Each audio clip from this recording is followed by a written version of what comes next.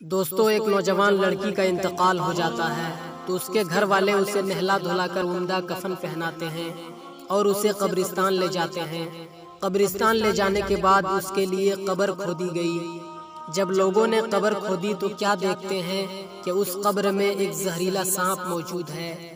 لوگوں نے جب اس سانپ کو دیکھا تو ڈر کے مارے اس قبر کو بند کر دیا اور پھر اس کے لیے دوسری قبر کھودی گئی تو لوگوں نے دیکھا کہ اس قبر میں بھی ایک زہریلا سانپ موجود ہے۔ آخرکار اس لڑکی کے لیے بہت ساری قبریں کھودی گئی لیکن ہر قبر میں سانپوں کو موجود پایا۔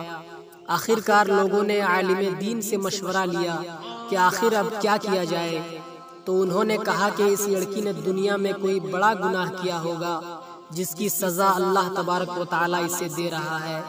تم جہاں بھی اس کے لیے قبر کھودو گے وہاں پر سانپوں کو موجود پاؤ گے۔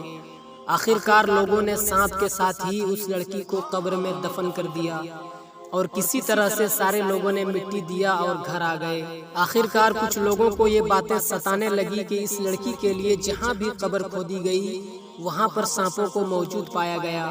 آخر اس نے دنیا میں کیا گناہ کیا تھا؟ کچھ لوگوں کے دل میں یہ جاننے کی خواہش پیدا ہوئی۔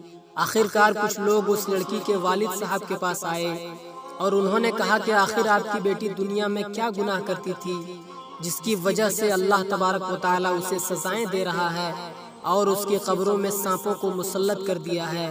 اتنا سننا تھا کہ اس کے والد رونے لگتے ہیں اور روتے ہوئے انہوں نے کہا کہ مجھے یہ باتیں بتانے میں شرم آتی ہے لیکن سنو اور اپنی بیٹیوں کو سمجھاؤ۔ میری بیٹی دنیا میں بے پردہ رہا کرتی تھی اور اپنے چہرے پہ میک اپ لگا کر، اپنے ہونٹوں پہ پالش لگا کر بازاروں میں اور اجنبی مردوں کے سامنے گھوما کرتی تھی اور لڑکوں سے جھوٹی محبت کیا کرتی تھی اور لڑکوں سے فرمائش کر کے اپنی ضروریات کے سامان لیا کرتی تھی۔ ہم نے اپنے لڑکی کو بہت سمجھایا لیکن میری بیٹی میری باتوں کو نہیں مانتی تھی اور الٹا مجھے ڈانٹتی تھی۔